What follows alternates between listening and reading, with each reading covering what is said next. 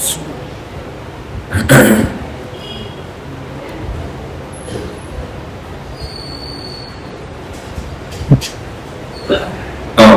بالله من الشيطان الرجيم بسم الله الرحمن الرحيم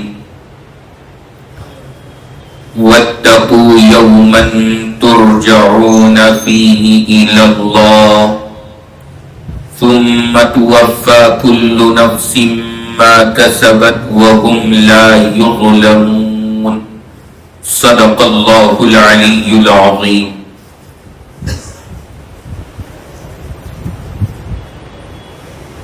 اس وقت الحمدللہ رمضان المبارک اور اس کے بعد عید الفطر کی لمبی تعطیلات کے بعد اللہ رب العزت کا بے انتہا فضل اور اللہ کا احسان ہے. اللہ نے ہم سب کو دوبارہ اس مبارک مجلس میں جمع ہونے کی توفیق اور موقع عطا فرمایا. اللہ رب العزت اپنے فضل سے ہم سب کی حاضری کو قبول فرمائے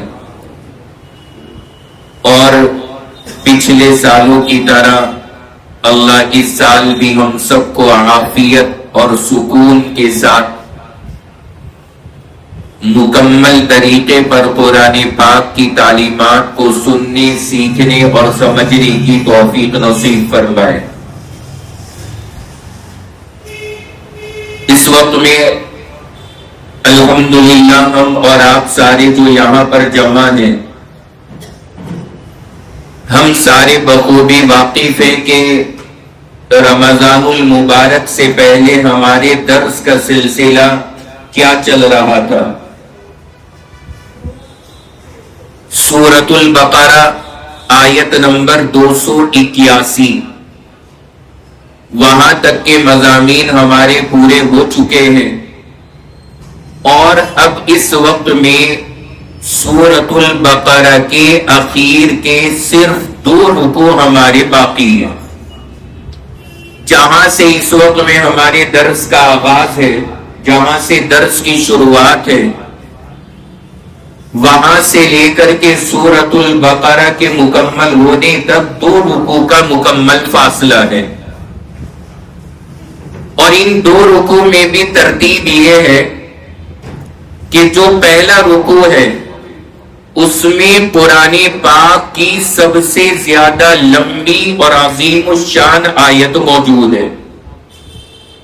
پورے قرآن میں جو سب سے بڑی آیت ہے وہ اس وقت میں آیت نمبر 282 ہے، جہاں سے ہمارے درس کی اس سال میں شروعات ہونی ہے. آیت نمبر 282 تو انشاءاللہ اس کے تعلق سے بھی باتیں عرض کریں گے.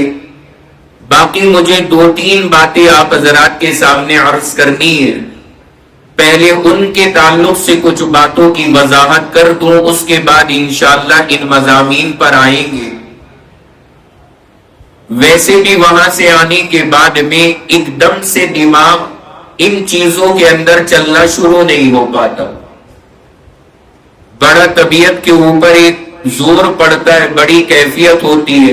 حالانکہ درس کی اور آپ لوگوں کی محبت میں دل تو یہ کرتا ہے کہ آنے کے بعد اگر پیر میں بھی ہم یہاں پہنچ جائیں اور منگل اگلے دن ہو تو منگل کا درس ہمارا ہو جائے. دل تو یہ کرتا ہے چونکہ اس سے محبت ایسی ہے، لیکن ذہن ایک دم سے حاضر نہیں ہو پاتا.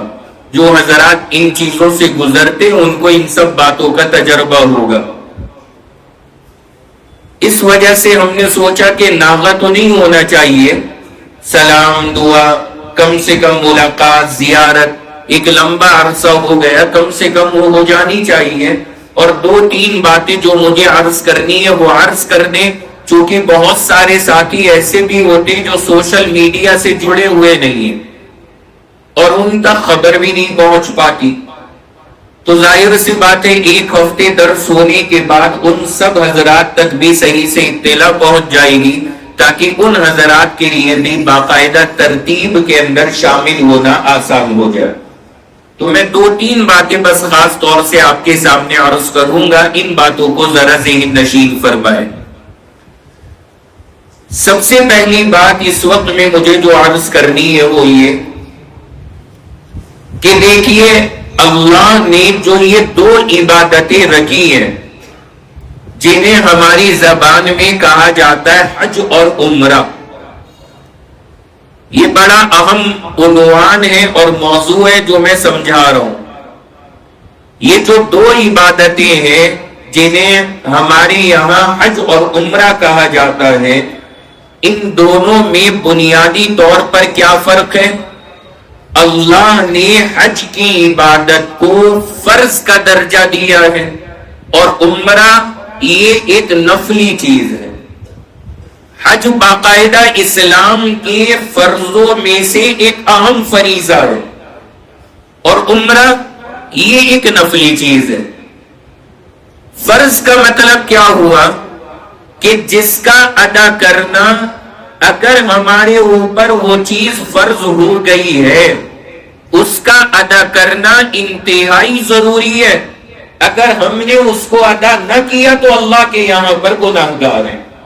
فرض کا مطلب یہ ہے۔ اور نفل کا مطلب کیا ہے؟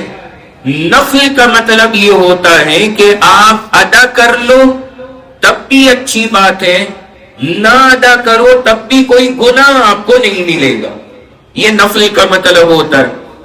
تو اللہ نے جو یہ 2 چیزیں رکھی ہیں حج اور عمرہ، اس میں آج کل ہمارے یہاں پر حالات ایسے بن گئے ہیں کہ لوگوں میں ماشاءاللہ عمرے کا رجحان بہت زیادہ بڑھ رہا ہے، بہت زیادہ بڑھتا جا رہا ہے۔ عمرے کا جذبہ، عمرے کا شوق، عمرے پر جانا، آپ دیکھ رہے ہوں گے اپنے معاشرے میں کہ ہر ٹائم کوئی نہ کوئی آپ کی گلی سے، آپ کے محلے سے ایسا ہوگا جو عمرے پر آپ کو ملے گا کہ جی کہاں ہے، عمرے پر گئے۔ تو عمرے کا ماشاءاللہ لوگوں کے اندر شوق بڑھ رہا ہے، یہ بہت اچھی بات ہے، کوئی غلط چیز نہیں ہے، جتنا بھی زیادہ شوق ہو بہت عمدہ بات ہے۔ لیکن اس کا جو دوسرا اثر ظاہر ہو رہا ہے وہ یہ ظاہر ہو رہا ہے کہ جو حج کا شوق ہے اور حج کی جانب رغبت ہے وہ لوگوں کی گھٹتی جا رہی ہے، اس میں اب وہ کیفیت نہیں ہے جو ہونی چاہیے۔ چنانچہ بہت سارے وہ حضرات، بہت سارے وہ لوگ جنہیں اللہ نے ماشاءاللہ مال بھی دیا، پیسے بھی دیے اور اللہ نے انہیں حیثیت بھی عطا فرمائی ہے اور اللہ نے انہیں گنجائش بھی عطا فرمائی ہے اور وہ حج کر سکتے، لیکن وہ حضرات حج نہیں کرتے اور صرف عمرہ کرتے اور عمرہ کر کے مطمئن ہو جاتے۔ ایسے حضرات کو یاد رکھنا چاہیے کہ آپ چاہے 1000 عمرے کر لیں، حج جو فرض عبادت ہے وہ اس کے قائم مقام کبھی نہیں ہو سکتے۔ وہ فرض اپنی جگہ پر ہے اور اس کا جو مقام ہے اور اس کا جو مرتبہ ہے وہ اپنی جگہ ہے، وہ نفلی چیز نہ اس کی جگہ کبھی نہیں لے سکتی، کبھی نہیں لے سکتی۔ ایک بندہ ساری رات اگر تہجد کی نماز پڑھے، یہ باتیں ذرا سمجھیے گا، ساری رات اگر کوئی بندہ تہجد کی نماز پڑھتا ہے اور فجر کی نماز وہ غائب کر دیتا ہے اور سو جاتا ہے فجر کی نماز کے وقت میں، آپ معلوم کریں علماء سے کہ اس آدمی نے اچھا کیا یا برا کیا۔ ایک بندہ یہ ہے، دوسرا ایک بندہ وہ ہے جو ساری رات سویا لیکن اس نے عشاء کی فرض نماز اور فجر کی فرض نماز کو وقت کے اوپر ادا کیا اور رات میں کوئی نفل نماز نہیں پڑھی۔ الحمدللہ اس میں علماء سے پوچھنے کی بھی ضرورت نہیں ہے، آپ حضرات اتنے ماشاءاللہ ایجوکیٹڈ ہو چکے ہیں، آپ اپنے شوق اور ذوق سے بتائیے کہ فجر اور عشاء پڑھنے والا افضل ہے یا ساری رات وہ تہجد پڑھ کے فجر چھوڑنے والا افضل ہے؟ عشاء اور فجر پڑھنے والا۔ اور وجہ کیا ہے اس کی وہ آپ حضرات ماشاءاللہ سمجھدار ہیں، سمجھ رہے ہیں کہ وہ افضل اس وجہ سے ہے کہ اس بندے نے فرض کا اہتمام کیا، فرض کا پابندی سے ادا کرنے والا اللہ کی نگاہ میں زیادہ محبوب بندہ ہے اس شخص کے بنسبت جو صرف نفل پڑھے اور فرض میں وہ غفلت کر جائے۔ تو اس وجہ سے میں سب سے پہلے یہ بات اپنے بھائیوں کے سامنے عرض کرنا چاہتا ہوں، جن حضرات کو اللہ نے مال دیا، جن کے پاس اتنی گنجائش ہے کہ وہ آرام سے جا کر کے حج کر سکتے ہیں، اللہ نے اتنی حیثیت دی ہے، ان حضرات کے ذمے لازم ہے ساری چیزیں بعد میں، سارے عمریں ہمارے بعد میں، سب سے پہلے ان کے ذمے ضروری ہے حج کا فارم بھریں اور حج کر کے آئے، کیونکہ وہ عبادت اللہ کی طرف سے فرض قرار دی گئی، اس کا اہتمام ہونا چاہیے۔ اور اب جناب والا عجیب چل رہا ہے، ہر بندہ جناب عمرے پہ جا ہے، کروڑ پتی لوگ ہیں، میں خود جانتا ہوں، اللہ نے اتنا دیا بے حساب پیسہ، اکاؤنٹ بھی بھرے پڑے، پیسے کا کوئی ٹھکانہ نہیں، بے انتہا اللہ نے نوازا۔ حج کے فرض ہونے کے لیے جناب چاہیے کتنا ہے؟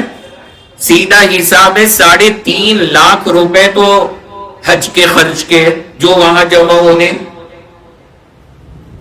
2-3 سال سے یہی ریٹ چل رہے، 3.5 لاکھ روپے تو وہ ہیں، اور اوپر سے جو ضروری خرچ ہے وہ تقریباً 40-50 ہزار کا، اور مان لیجئے تقریباً 4 لاکھ روپے۔ ہمارے بہت سارے ساتھی ہوں گے وہ کہے ہوں گے اوپر کا خرچ آپ نے 50 ہی جوڑا، اور جو ہمیں 35 برقعے لانے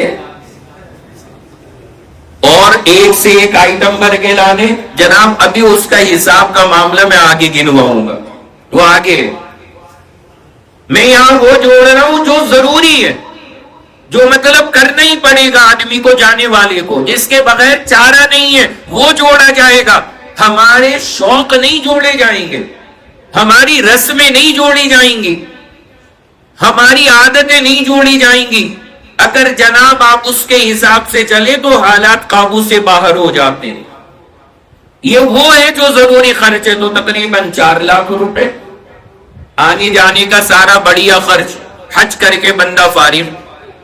اور جن لوگوں کا خرچہ ہمارے ذمے ہے، گھر میں بیوی بچے، جن کا خرچہ ہمارے ذمے، جتنے دن ہم حج پہ رہیں گے ان کے راشن کا انتظام ہو، تو 40-50 ہزار روپے آپ اور جوڑ لیجئے اپنے پیچھے، ان گھر والوں کے خرچ کا انتظام 40 دن کے لیے۔ تو اگر کسی بندے کے پاس، اس وجہ سے میں یہ کہتا ہوں 4 سے 5 لاکھ روپے کی مالیت ہے، 4 سے 5 لاکھ روپے کی مالیت ہے، ایسا بندہ پھر عمرے پہ عمرہ کر رہا ہے اور حج پہ نہیں جا رہا، یاد رکھنا چاہیے کہ اللہ نہ کرے اگر انتقال ہو گیا اور موت آ گئی، اللہ کے یہاں فرض کا چھوڑنے والا شمار ہوگا، اور سوال کیا جائے گا تو نے عمرے تو اتنے کیے لیکن فرض حج کو نہیں ادا کیا، اس میں غفلت کی کیا وجہ تھی؟ پھر وہ نفلی چیزیں ہمارے کام نہیں آنے والی۔ اللہ کے یہاں اگر فرض کا مسئلہ اٹک گیا، یہ حساب، یہ کیلکولیشن میں اس لیے کاؤنٹ کرا رہا ہوں کہ 1-2 نہیں، 50 لوگ آج کل دیکھنے میں ایسے آ رہے ہیں جو بڑے مضبوط ہیں، اللہ نے بڑا مال دیا ہے، لیکن وہ حج کے لیے کبھی کوشش نہیں کر رہے، صرف عمرے کے اوپر لگے ہوئے ہیں۔ ایسے حضرات کو اس جانب توجہ کرنی چاہیے کہ خالی عمرہ نہیں، اصل حج ہے اور وہ فرض ہے، اس کو ادا کرنے کی کوشش کریں۔ ایک مرتبہ حج کر لیں، ایک مرتبہ ادا کر لیں، حج فرض سے فارغ ہو جائیں، اس کے بعد ہر ہفتے جا کے عمرہ کریں، پھر کوئی ٹینشن کی بات نہیں، پھر کوئی مسئلہ نہیں، نو پرابلم۔ لیکن ایک مرتبہ ہمارا فرض تو کم سے کم ادا ہونا چاہیے۔ البتہ بہت سے ہمارے ساتھی ایسے ہیں، اب میں تھوڑا سا نیچے کو اتر کے اگر سمجھاؤں، بہت سے لوگ ایسے ہیں جن کے پاس اتنا مال نہیں، وہ بیچارے 50، 60، 70 ہزار روپے بڑی محنت سے اپنے پاس جمع کر پا رہے ہیں، اور 4-5 لاکھ روپے تک ابھی پہنچنے کے کوئی اسباب نہیں ہے، صرف ان کے پاس 60-70 ہزار 1 لاکھ روپے مشکل سے جمع ہوئے ہیں، اور وہ حضرات یہ چاہتے ہیں کہ یہ جو ہمارے پاس میں تھوڑی سی رقم ہے، ہم اس رقم سے اپنے رب کا گھر دیکھ کر کے آ جائیں، اپنے پیغمبر کے روضے پر حاضری دے کر کے آ جائیں، اور پھر وہ حضرات اس جذبے کے ساتھ میں عمرہ کرنے کے لیے جائیں۔ ایسے حضرات بڑے قابل مبارک ہیں، اور یہ حضرات وہ ہیں جو عمرہ کر رہے ہیں اور حج پہ نہیں جا پا رہے، ان کا عمرہ بھی اللہ کے یہاں اعلیٰ درجے کا انشاءاللہ قبول، کیونکہ اب اسباب نہیں، بیچاروں کے پاس میں نہیں ہو پا رہا۔ بہت بڑا طبقہ مسلمانوں کا ایسا بھی ہے، لیکن وہ جو بات میں نے عرض کی ہے وہ ان کے لیے جن کے پاس اللہ نے گنجائش دی ہے، پیسہ ہے، لیکن پھر وہ نہیں جا رہے، ان حضرات کو اس بات پہ توجہ کرنی چاہیے کہ اللہ کے یہاں نعوذ باللہ ہم ایک فرض کو چھوڑنے والے شمار ہوں گے۔ کس قدر ہجوم ہونے لگا وہاں پر، آپ اندازہ لگائیں۔ رمضان المبارک میں ہم لوگوں نے الحمدللہ ایک روزہ رکھا وہاں پہنچ کر، عید الفطر مکہ المکرمہ میں کی۔ آپ یقین مانے رمضان المبارک میں جو بھیڑ کا منظر ہے، جو مجمع کا حال ہے، آدمی دیکھنے والا جس نے حج بھی کیا ہو اور وہ رمضان کا عمرہ بھی کرے، وہ بندہ یہ کہے گا کہ حرم کے اندر ایسی بھیڑ حج کے ایام میں ہم نے نہیں دیکھی جو حال رمضان میں عمرے کا ہو۔ حالات یہ ہو گئے، حج پہ آپ کو وہ منظر نظر نہیں آنا جو بے تحاشا مخلوق آپ کو یہ رمضان کے عمرے میں نظر آئے گی۔ بڑی فضیلت ہے رمضان میں عمرے کی، لیکن یاد رکھیے یہ سب ان حضرات کے لیے ہے جن کے پاس ابھی حج کے اسباب نہیں ہیں، پھر وہ عمرہ کرنے جا رہے ہیں کہ چلو عمرہ کر لیتے ہیں۔ لیکن جن حضرات کو اللہ نے حیثیت دی ہے ان کے ذمے سب سے پہلے لازم ہے کہ جا کر کے عمرہ کرے، حج کرے، اور حج سے فارغ ہونے کے بعد پھر جتنا مرضی بندہ ہر سال جا کر کے عمرے کرتا رہے، پھر کوئی حرج کی بات نہیں ہے۔ لیکن ہم سب کو یہ بات معاشرے میں چلانے کی ضرورت ہے۔ آج کل ہر گلی میں ماشاءاللہ ٹور اینڈ ٹریولز، ہر گلی میں عمرے پر لے جانے والے ہر گلی میں ملیں گے، اور 60-70 ہزار میں کام ہو رہا ہے، تو بندہ سوچ رہا ہے کہ کیا ضرورت ہے مجھے اتنے لاکھ روپے لگانے کی یہ شارٹ کٹ کے اندر۔ اچھا عمرے والوں کو اب حاجی بھی کہا جانے لگا، یہ بھی بڑا مسئلہ ہے، یہ بھی بڑا مسئلہ ہے۔ کچھ لوگ تو بیچارے اس لیے چلے جاتے تھے حج کے لیے کہ حاجی کا لفظ ذرا نام کے آگے لگ جائے کہ ماشاءاللہ حاجی ہی ہو گئے، حاجی کا لفظ۔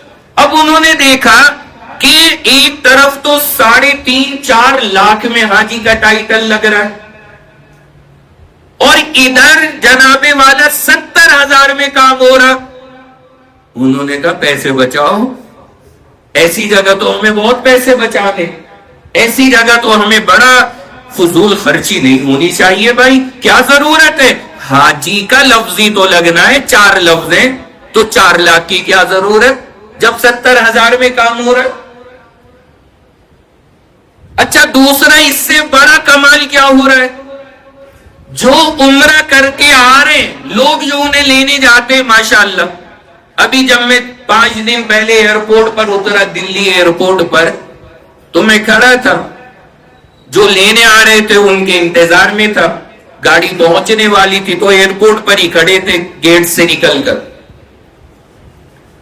ہمارے ساتھ کچھ اور لوگ بھی نکلے، کوئی دوسرے تھے وہ، میں نے انہیں دیکھا جیسے ہی وہ باہر آئے ماشاءاللہ، جو انہیں لینے کے لیے لوگ آئے ہوئے تھے، ہر بندہ الگ گجرا ڈال رہا ہے، ہر بندہ الگ گجرا، اور ہر ایک کے گجرے کے ساتھ سیلفی ہو رہی ہے ماشاءاللہ۔ اس بندے کی گردن میں نہ یوں اٹک گئی، گجرے پڑے گلے کے اندر۔ میں نے پوچھا بھائی یہ کیا چل رہا ہے، یہ کیوں اتنے گجرے؟ میں سمجھا شاید دوسری شادی کی ہو، پتہ نہیں کیا مسئلہ ہے اس قدر گجرے گلے کے اندر، یہ کیوں ڈالے جا رہے ہیں؟ پتہ یہ لگا کہ جناب والا ماشاءاللہ عمرہ کر کے آئے ہیں، اس وجہ سے ان کے گلے میں گجرے ڈالے جا رہے ہیں۔ میں سوچ رہا ہم کیا کر کے آئے ہیں؟ ہم ایسے ہی کھڑے خالی پی لیے، عمرہ تو اس بندے نے کیا، ہم تو یوں ہی ٹہل کے آ گئے، عمرہ تو یہ کر رہے۔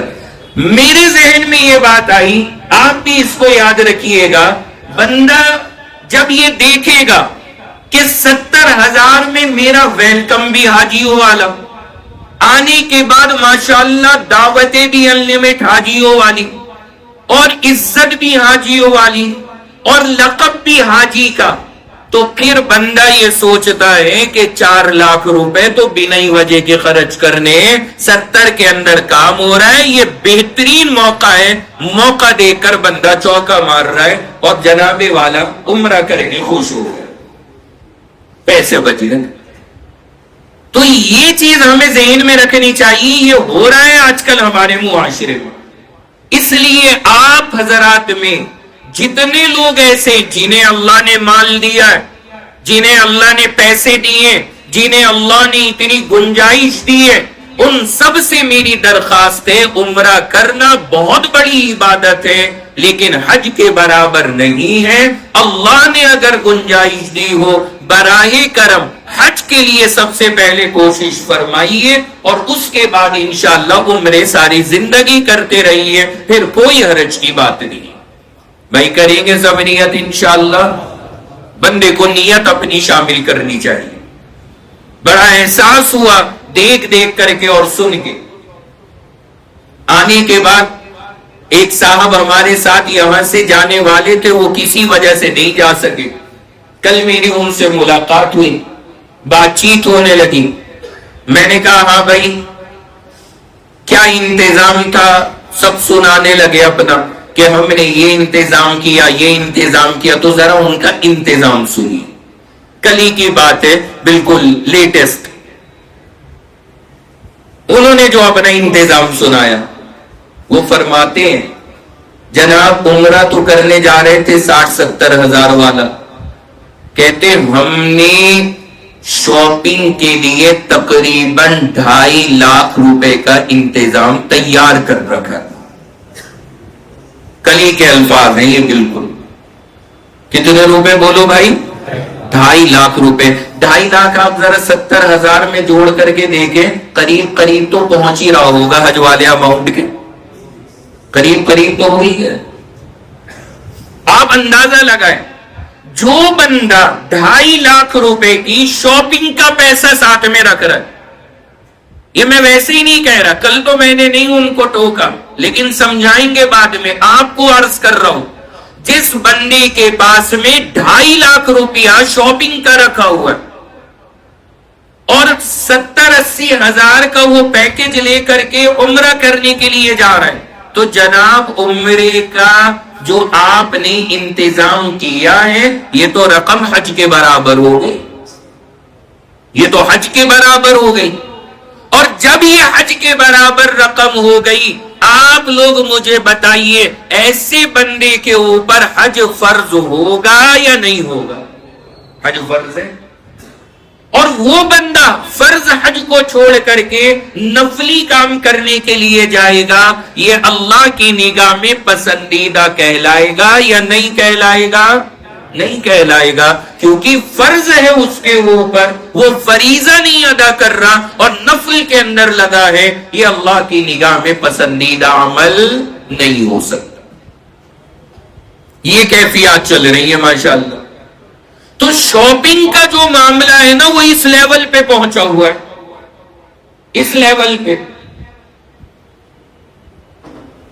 ایک صاحب نے شاپنگ کی وہاں جا کر کے، ماشاءاللہ، اور کس لیول کی شاپنگ کی، انہوں نے دکھایا کہ یہ ایک چھوٹا سا کرتا ہے، وہ ہوتا ہے نا آج کل نیو بورن بیبی، نیا نمونہ جس کو بولا جاتا ہے نیو بورن بیبی، جو نیا پیدا ہونے والا ہے، وہ اتنا سا چھوٹا سا اس کے لیے کرتا پجامہ ہے۔ میں نے شاید پچھلے سال بھی سنایا تھا آپ کو، یہ کیس پچھلے سفر کا، وہ چھوٹا سا ساتھ میں، ان سے پوچھا اتنا چھوٹا کون ہے آپ کے یہاں، اتنا سا کون ہے آپ کے گھر میں جس کے لیے یہ اتنا سا لائی ہو، 1.5 بالش کا؟ تو جناب ان کا جواب عجیب و غریب تھا، انہوں نے کہا ابھی آیا نہیں ہے، بہو کے آخری دن چل رہے ہیں، آنے والا ہے، بہو کے آخری دن چل رہے ہیں، آنے والا ہے، جو ابھی پیٹ میں ہے اس کے لیے بھی شاپنگ ہو رہی ہے۔ یہ تو چلو ایک غلطی ہو ہی گئی اپنی جگہ، میں نے کہا دوسری ایک بات یہ نہیں سمجھ میں آئی، اس اللہ کی بندی نے یہ کیسے حساب لگا لیا کہ جو آئے گا اس کے لیے کرتا ہی چاہیے، کیا پتہ برقع چاہیے ہو، کرتا یا برقع یہ کیسے پتا؟ لیکن وہی جو دماغ ہے نا آج کل جو میں عرض کرتا ہوں ساسوں والا، ماشاءاللہ لونڈا ہی چاہیے، وہی چاہیے، بہو دیکھ یاد رکھنا اس گھر کا وارث چاہیے، کمال کر دیا۔ وہی جو ذہنیت نعوذ باللہ ہماری بنی ہوئی ہے وہی وہاں پہ کام کرتی ہے، ایک تو شاپنگ اس لیول کی اور ماشاءاللہ ذہنیت اس درجے کی، تو یہ حالات ہم نے اپنے معاشرے کے بنائے ہوئے، تو جو ابھی پیدا نہیں ہوا اس کی شاپنگ ہو رہی ہے، تو ماشاءاللہ جو ہو چکے ہیں ان کے لیے تو کیا ہی ہو رہی ہوگی، آپ اندازہ لگائیے۔ اس لیے جو عمرے کا بجٹ ہے نا وہ جناب حج کو پار کر جا رہا ہے لوگوں کا حج کا۔ اس وجہ سے میں یہ بات عرض کر رہا ہوں کہ اس پر توجہ کیجئے، اور جو بھی آپ کا جاننے والا آپ سے آ کے کہے کہ میں عمرہ کرنے جا رہا ہوں، جو بھی آ کے آپ سے کہے میں عمرے پہ جا رہا ہوں، اگر آپ کو پتا ہے اللہ نے اسے مال دیا ہے، اگر کمزور حالات کا ہے تو اس کی حوصلہ افزائی کیجئے، اس کو مبارکباد دیجئے، لیکن اگر وہ صاحب حیثیت ہے، مال والا ہے، تو حوصلہ افزائی کی ضرورت نہیں ہے، پھر آپ اس سے یہ کہیے کہ میرے بھائی تمہارے اوپر تو حج فرض ہے، حج کرو نا، عمرہ کر کے کیا فائدہ؟ عمرہ تو آپ حج کے ساتھ بھی کر سکتے ہو، کیوں بنا وجہ سے خالی عمرے پر جا رہے ہو؟ آپ حج ادا کرو۔ جب ہم اور آپ اس طرح سے لوگوں کی تشکیل کریں گے، دھیان دلائیں گے، تو پھر لوگوں میں انشاءاللہ اس کی ہمت اور حوصلہ بھی پیدا ہوئے۔ جب میں پچھلے سال سفر سے آیا تھا تو یہی درس میں آتے ہیں ساتھی، انہوں نے مجھ سے آ کے کہا کہ مفتی صاحب اگلے سال ہر حال میں آپ کے ساتھ ہمیں جانا ہے، بتا دیجیے گا۔ تو میں نے کہا بھائی اس چکر میں نہ پڑو، میرے حساب سے تم تو بڑے صاحب حیثیت ہو، حج کی ہمت کرو، حج کی ہمت کرو۔ تھوڑی سی رغبت دلائی، شوق دلایا، توجہ دلائی، اللہ نے ان کے دماغ میں ڈال دیا، ماشاءاللہ سے ارادہ بنا لیا، اور اب اللہ کا شکر ہے پھر انہوں نے حج کی درخواست دی، منظوری بھی آ گئی، اور اب انشاءاللہ ہفتے 10 دن بعد حج کے لیے روان کی۔ بندے نے ہمت کی تو اللہ تعالیٰ جواب بھی کر دیتے۔ تو ہم سب کو ان باتوں کا دھیان کرنا چاہیے۔ مقصد میرا یہ ہرگز نہیں ہے کہ آپ عمرے کا شوق نہ رکھو یا عمرہ نہ کرو، بے شک کرو، بہت بڑی عبادت ہے، بڑی خوش قسمتی ہے، لیکن جنہیں اللہ نے کرنٹلی سچویشن مال والی دی ہے اور حیثیت والا بنایا ہے، انہیں فرسٹ چوائس اپنی حج کو بنانا چاہیے، خالی عمرہ نہ کریں، ورنہ آپ عمرہ کر کے آؤ گے تو خود بخود 2-3 سال آپ کا حج لیٹ ہو جائے گا، اور اس کے بعد پتہ نہیں اس وقت میں ہمارے پاس اسباب ہوں یا نہ ہوں۔ اللہ نے آج دیا ہے، کل کا بھروسہ نہیں ہے، اس لیے اس فریضے کو ادا کر لیں تاکہ اللہ کے یہاں پہ ہم اور آپ بالکل پاک صاف ہو سکے۔ کریں گے سب نیت انشاءاللہ. اللہ ہم سب کو جلد از جلد وقت کے اوپر حج کا مبارک فریضہ ادا کرنے کی توفیق عطا فرمائے، اور عمرے کے لیے بھی اللہ ہم سب کو بار بار جلد از جلد وہاں کی حاضری کے لیے قبول فرمائے انشاءاللہ. تو یہ بات تھی جو مجھے خاص طور سے عرض کرنی تھی. بڑا احساس ہوتا ہے وہاں پر دیکھ کر کے، اور آج کل کے لوگوں کے معاملات کو دیکھ کر کے، اس وجہ سے ہمیں اس طرح کے مضامین بھی سنانے کی ضرورت ہے. باقی الحمدللہ اس مبارک سفر میں جہاں جہاں بھی دعا کا نمبر آیا، دعا کی ضرورت ہوئی، دعا کا موقع آیا، اللہ کے شکر سے ظاہر سی بات ہے نام تو ہر ایک کا نہیں لیا جا سکتا، لیکن یہ درس کے حوالے سے اللہ سے دعا کی ہر جگہ توفیق ہو. جہاں بھی اللہ سے دعائیں کی وہاں پر یہ تو ضرور کہہ دیا کہ یا اللہ جو منگل کے درس میں جڑے ہوئے ہیں، جو پیر کے درس میں جڑے ہوئے ہیں، جو اتوار کے درس میں جڑے ہوئے ہیں، ان سب کی جو بھی جائز حاجات ہیں، تمنا ہیں، اللہ اپنے فضل سے پوری فرما. اللہ کے نبی کے روضے پر حاضری کی جب جب سعادت ملی، الحمدللہ اسی حوالے سے آپ کے درسوں کے دن کا نام لے کر کے اللہ کے نبی کے روضے پر بھی سلام پیش کیے گئے، اور الحمدللہ آپ سب کی طرف سے انشاءاللہ وہ سنت اور وہ عبادت بھی ادا کر دی. کیونکہ بہرحال ہر بندے کی یہ خواہش ہوتی ہے اور ہر بندے کا یہ جذبہ ہوتا ہے، تو یہی ہمارے لیے سب سے آسان ہے کہ دن کا نام لے کر کے اس میں سب تعلق والے الحمدللہ شامل ہو جاتے ہیں. تو آپ سب کے لیے الحمدللہ ان موقعوں کے اوپر بھی دعائیں اور سلام وغیرہ پیش کیا گیا. اللہ اپنے فضل سے ان سب چیزوں کو قبول فرما لے. تو ایک بات تو سب سے پہلی یہ تھی جو اس وقت میں نے آپ کے سامنے عرض کی. دوسری بات جو اس وقت میں ایک قابل توجہ ہے، جس پر مجھے دھیان دلانا ہے، ابھی رمضان سے پہلے جو تھوڑا سا وقت گزرا، جو ایک مہینہ ہوتا ہے رمضان سے پہلے کا، یہ سب جگہ جلسوں کا ٹائم ہوتا. آپ نے سب نے نوٹ بھی کیا ہوگا، ہر جگہ جلسہ، ہر جگہ جلسہ، جلسے کا ٹائم ہے. اب ان جلسوں کے اندر کیا ہوتا ہے؟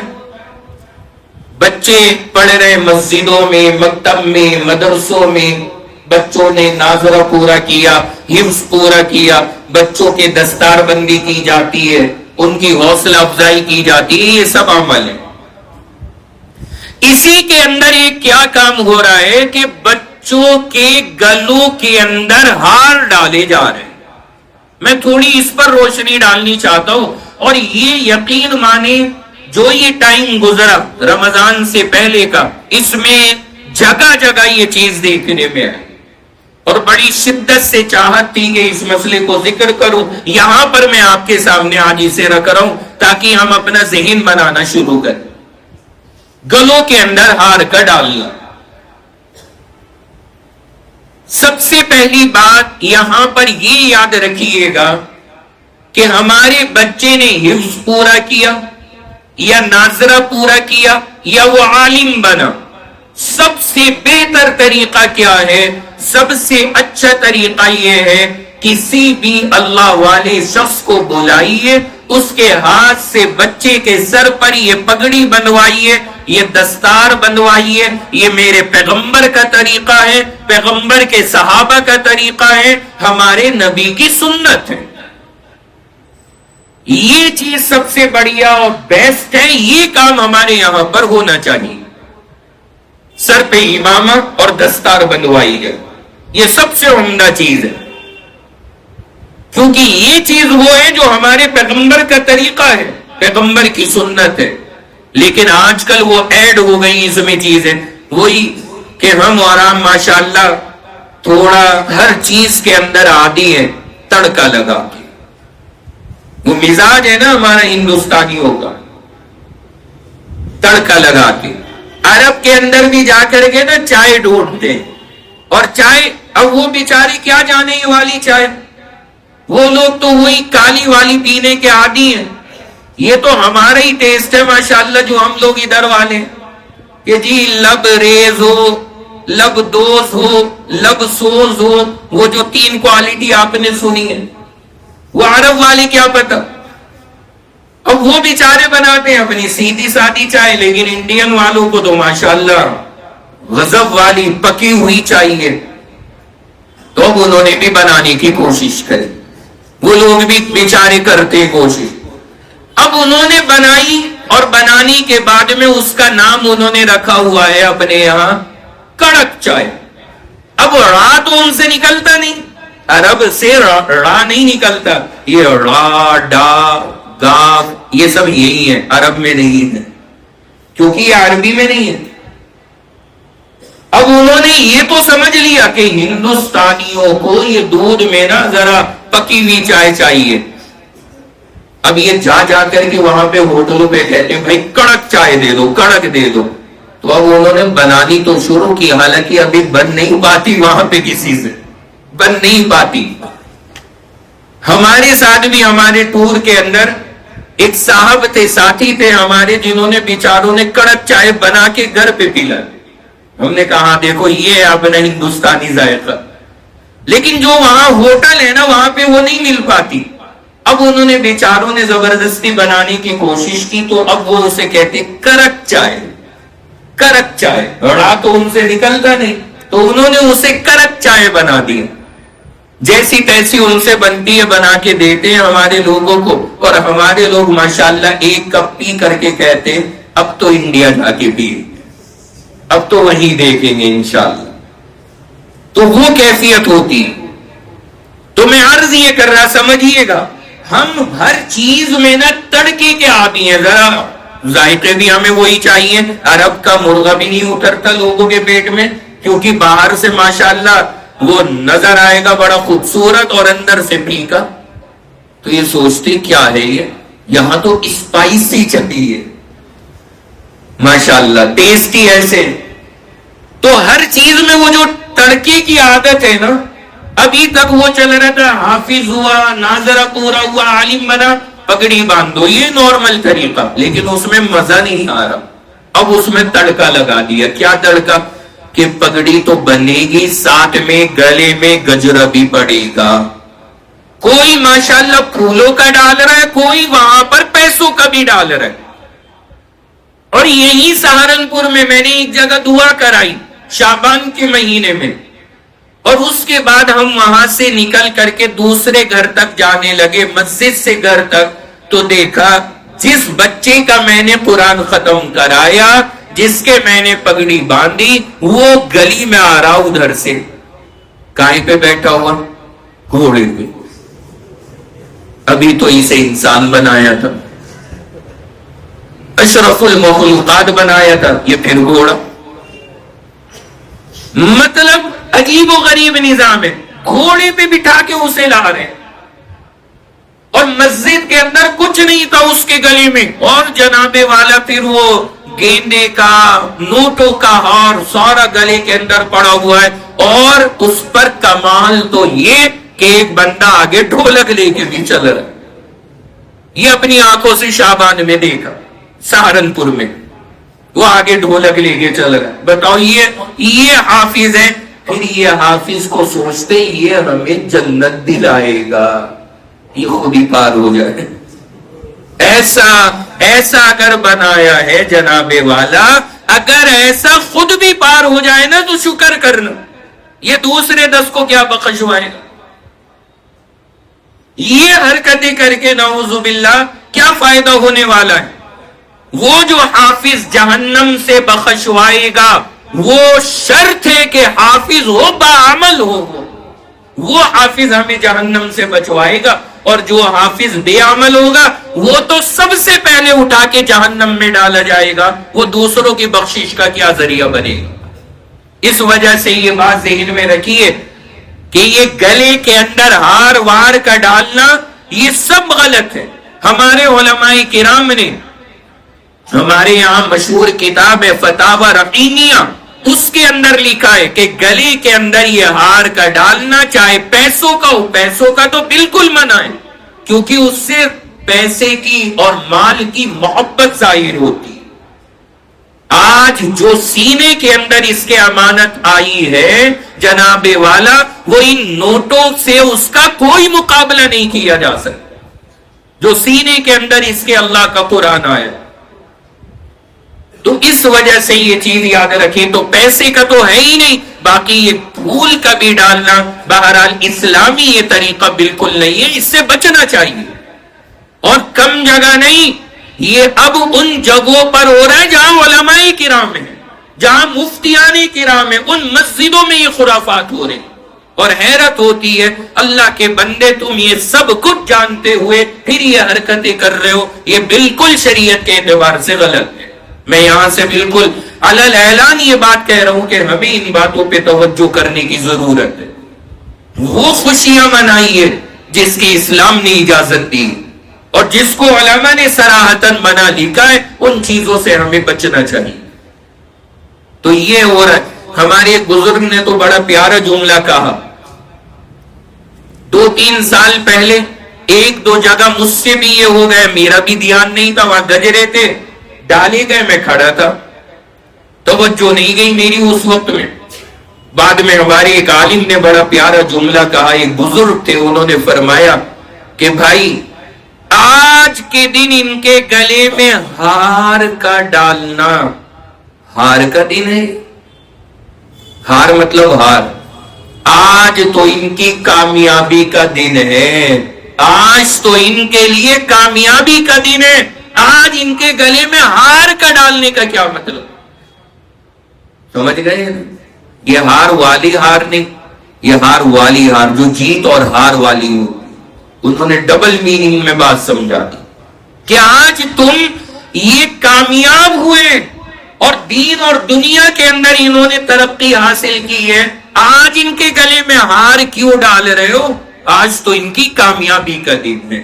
تو اس وجہ سے ان باتوں کا ہمیں دھیان رکھنا چاہیے، اور ایسے جذبات میں نہیں آنا چاہیے جن جذبات کے ساتھ میں اللہ نہ کرے ہماری ساری محنت بیکار ہو جائے، ساری محنت پہ پانی پھر جائے۔ مجھے یاد ہے میں 12 سال کا تھا جب قرآن پاک حفظ مکمل ہوا، 12 سال میری عمر تھی۔ 10 سال کا تھا جب میں اپنے گھر سے نکلا، اور میرے ماں باپ نے مجھے یہ کہا کہ آج تو ہمارے پاس سے جا رہا ہے، اب جب ملنا ہم سے جب تم حافظ قرآن ہو جاؤ گے، اس سے پہلے گھر نہ آنا۔ جس دن میں گھر سے نکلا والدین کا یہ جملہ تھا، 10 سال کا تھا،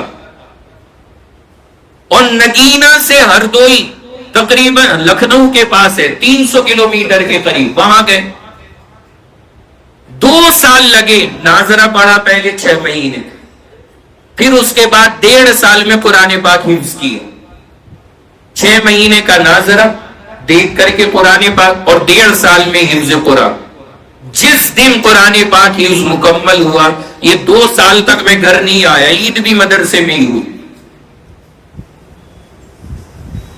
وہ جو قربانیاں تھی وہ اپنی جگہ، لیکن جو بات اب میں بتانے جا رہا ہوں یہ سنیے گا۔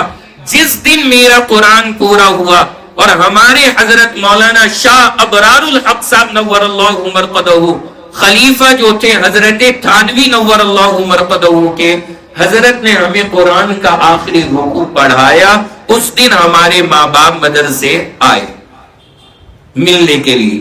جب میں ختم قرآن کے بعد آیا، اپنے والدین سے ملاقات کی، 10 سال کا بچہ جو رات دن ساتھ رہا ہو اور پھر 2 سال کے بعد اپنے ماں باپ سے ملے، اس کی کیفیت کیا ہوگی آپ اندازہ لگائیں۔ میں آیا، والدین سے ملاقات کی، بڑا جذباتی منظر، ہم بھی رو رہے ہیں وہ بھی رو رہے ہیں، عجیب و غریب صورتحال۔ اور کچھ بچے تھے ان کے ماں باپ، انہیں کوئی گفٹ دے رہا ہے، کوئی کچھ دے رہا ہے، کوئی کچھ دے رہا ہے۔ میرے والد صاحب نے 1 روپیہ ہاتھ میں نہیں دی، کوئی گفٹ نہیں، کوئی ہدیہ نہیں۔ پتہ ہے اس وقت میں انہوں نے ایک جملہ کہا، ہماری نگاہ میں تم حافظ قرآن اس دن بنو گے جس دن محراب میں مسجد کی کھڑے ہو کر کے مکمل قرآن سناؤ گے اور قرآن پورا ہوگا، اس دن میں تجھے سمجھوں گا کہ حافظ قرآن۔ ہماری نگاہ میں ابھی تم حافظ ہوئے ہی. میں سوچ رہا، میں نے کہا یار یہ کیسے ظالم ہے. دل میں تو یہی آ رہا، میں نے کہا یار ایسے بھی ماں باپ ہوتے. مطلب میرے سے کوئی پوچھے میری کیا حالت ہوئی ہے. 1.5 سال میں جناب والا حفظ قرآن کتنا محنت کا کام تھا اور کتنی قربانیوں کے ساتھ میں ہوا ہے، اور آج یہ کہہ رہے ہیں کہ ہے ہی نہیں تو ہماری نگاہ میں حافظ. بڑا فیل ہوا، ایسا لگا دھرتی پہ ان سے بڑا ظالم نہ ماں باپ کوئی نہیں. لیکن آپ یقین مانیں پھر اس دن یہ احساس ہوا کہ بھائی ابھی تو ہم حافظ ہوئے ہی نہیں ہیں اپنے بڑوں کی نگاہ میں. جب نہیں ہوئے تو ابھی ہمیں اس پر اور محنت کرنی. آپ حیران ہوں گے صرف اس چیز کی وجہ سے کہ اپنے بڑوں کے سامنے ابھی ہمیں حافظ ہونا ثابت کرنا ہے. پھر چاہے ہماری مولویت شروع ہو گئی لیکن قرآن پاک پر جم کے محنت ہوئی، کیونکہ ابھی نابالغ ہیں.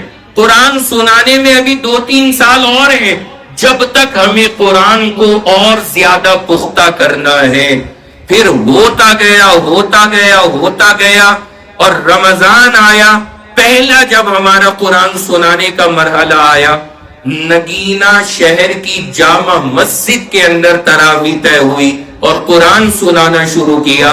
اللہ کا شکر ہے مکمل قرآن سورہ بقرہ سے لے کر سورہ ناس تک پورا ہوا، اور پورے قرآن میں ایک غلطی نہیں ہے. پورے قرآن میں ایک غلطی. پیچھے ہمارے 10 حفاظ کرام تھے. چھوٹا سا میں بالکل چھوٹا سا بچہ، شہر کے جو مفتی تھے وہ بھی پیچھے کیونکہ وہ جامع مسجد تھی. سارے حضرات پڑھ رہے ہیں، اور جس دن قرآن پورا ہوا اس دن والد صاحب پھر جب میں نے 20 رکعت کا سلام پھیرا اور پھیر کر کے میں فارغ ہوا اور کھڑا ہوا، پھر پیچھے سے آ کے جو انہوں نے گلے لگایا ہے کہ بیٹا آج تو نے حفظ قرآن کا حق ادا کر دیا، میری نگاہ میں آج تم حافظ بن گئے. میں وہ لمحہ سوچتا ہوں، میں نے کہا اللہ کیا تربیت تھی. یہ ان کا کمال تھا، یہ ذہنیت تھی اعلیٰ درجے کی. انہوں نے ہمیں فیل نہیں ہونے دیا کہ تمہارا کیا مقام. حفظ کے پورا ہونے کے بعد یہ احساس نہیں ہونے دیا کہ جناب تم حافظ بن گئے جاؤ موج کاٹو. نہیں، انہوں نے اگلا ٹارگیٹ ہمیں سیٹ کر کے دیا. ان کی اس قربانی کے نتیجے میں محنت کی اللہ نے توفیق دی، اور جب وہ کامیابی ہاتھ لگی پھر انہوں نے گلے لگا کے جو مبارکباد دی. یقین مانیے آج وہ مبارکباد ہمارے لیے 1000 گجروں سے زیادہ بہتر. وہ لمحے آج بھی میں یاد کرتا ہوں. جاتا ہوں وہاں جامع مسجد جب، اور وہاں پر آج بیانات ہوتے ہیں، جب اس محراب کے اندر بیٹھ کر کے ان لمحوں کو یاد کرتے. وہاں کے مفتی بھی مجھے کہتے ہیں کہ بیٹا تمہیں وہ دن یاد ہے جب وہ قرآن تمہارا پورا ہوا. یہ سب کیا ہے؟ یعنی جب ہم نے ابھی بچے کو حفظ پورا ہوا، گلے میں گجرے ڈال دیے، گھوڑے گدے پہ بٹھا دیا اور گاڑیوں کے اندر چھتیں کھول کر کے شہر میں گھما دیا. کیا حیثیت ہے ان چیزوں کی؟ یہ تو کوئی بھی کر سکتا. آپ نے اسے یہ فیل کرا دیا بیٹا ڈن ہو گیا، کام ختم. حالانکہ جب اس کا قرآن پورا ہوتا ہے آپ سب جانتے ہیں وہ اس لائق نہیں ہوتا کہ تراویح سنا سکے. ابھی اسے دور کرنا ہے، ابھی اسے قرآن پختہ کرنا ہے. اس سے پہلے ہی ہم نے اس کے اندر فیلنگ بدل دی. ہمیں چاہیے کہ احساس پیدا کرے کہ نہیں، ذمہ داری ابھی پوری نہیں ہوئی، ٹارگیٹ ابھی باقی ہے، منزل ابھی کچھ اور ہے، یہ منزل نہیں ہے، تاکہ وہ بچہ اس منزل کو اپنا مقصد بنا کے اور زیادہ محنت میں مصروف ہو جائے. اس طرح اپنے بچوں کو لے کر کے بڑھنا چاہیے. تو میں عرض یہ کر رہا میرے بھائی، خدا کے لیے اس طرح کی ایکٹیویٹیز نہ کریں جو اسلام پسند نہیں کرتا. اللہ اگر ہمارے بچوں کو ایسا موقع دے اور ایسا وقت آئے، بڑی مبارکبادی کا موقع ہے، لیکن ان آرزوؤں کو، تمناؤں کو شریعت کے مطابق یوز کریں اور اپنے بچوں کی کامیابی پر خوشی تو منائیں، لیکن ایسی خوشی نہیں کہ بچوں کو لگے کہ ٹارگیٹ سارے اچیو کر لیے. ہر منزل پر ان کے آگے اگلی منزل سامنے رکھے کہ بیٹا ابھی لاسٹ نہیں ہے، ابھی تمہیں آگے اور منزلیں پار کرنی، تاکہ حوصلہ بنا رہے، ہمت بنی رہے، اور بچے یوں ہی اپنی منزلیں طے کرتے ہوئے چلے جائیں۔ اس وجہ سے یہ چیز بہت زیادہ دیکھنے میں آئی تھی، اب بڑھتی جا رہی ہے۔ ہر مسجد، ہر پروگرام اور ہر جلسے کے اندر اب یہی سب کچھ ہو رہا ہے۔ اس لیے اس بات کی جانب بھی توجہ کرنے کی ضرورت ہے۔ آپ حضرات کے سامنے اس کی جانب بھی دھیان دلا دیے۔ تو یہ دوسری بات ہے جو بطور خاص اس وقت میں مجھے آپ کے سامنے عرض کرنی تھی۔ تیسری جو چیز ہے وہ جو ہمارا رکوع چل رہا تھا اس کے تعلق سے ایک دو پوائنٹ ہیں جو ہمیں ذہن میں رکھنے۔ کیا ہے؟ اخیر میں جو آپ نے رکوع پڑھا تھا، اب انشاءاللہ اگلی جو آیت ہے وہ ہم آئندہ ہفتے شروع کریں گے، جو باقاعدہ ہماری آیت 282 ہے، 282 نمبر کی آیت۔ لیکن جو رکوع پورا ہوا تھا اس میں کیا تھا؟ اللہ نے ہمیں یہ بتایا کہ حرام سے بچو، حلال پر قائم رہو، سود خوری سے بچو، خرید و فروخت کے اندر اپنے آپ کو مشغول کرو، تجارت کرو، سودی کاروبار سے اپنے آپ کو بچاؤ۔ اللہ نے اس کی ساری ہدایات اور ترغیبات ہمیں عطا فرمائی تھی۔ ایک حدیث مبارکہ ہے اللہ کے نبی علیہ السلام کی، اس کو ذرا سنیے۔ بخاری شریف میں حضرت ابو ہریرہ رضی اللہ عنہ کی حدیث ہے۔ مشہور صحابی ہیں ابو ہریرہ، نام تو آپ سب کو یاد ہے ان کا، کیا نام ہے؟ ماشاءاللہ پرانا سبق ہے۔ تو عبد الرحمن حضرت ابو ہریرہ رضی اللہ عنہ ارشاد فرماتے ہیں کہ اللہ کے نبی علیہ السلام نے فرمایا یأتی علی الناس زمان، فرمایا لوگوں پہ ایک ایسا زمانہ آئے گا لا یبالی المرء ما اخذ منہ، انسان پرواہ نہیں کرے گا مال کہاں سے آ رہا ہے، کیسا آ رہا ہے۔ ایسا دور آئے گا امین الحلال ام من الحرام، حلال ہے یا حرام ہے اسے کوئی پرواہ نہیں ہوگی، بس اس کی توجہ یہ ہوگی مال آئے، کیسا آ رہا ہے، کوئی حرج نہیں۔ اللہ کے نبی نے یہ بات بیان فرمائی کہ حلال ہے یا حرام سب تمیز ختم ہو جائے گی۔ آج کل اس آیت اور اس رکوع کا جو یہ خلاصہ ہے کہ حلال پہ رہو، حرام سے بچو، جو ہماری نیو جنریشن ہے خاص طور سے اس پر جمنا آسان نہیں، اس پر جمنا آسان نہیں۔ حرام کی طرف کھینچنے والے اتنے راستے، اور آپ کو شارٹ کٹ دکھاتے ہیں کہ یار یہ راستہ چلو ایک دم سے تم کروڑ پتی بن جاؤ گے۔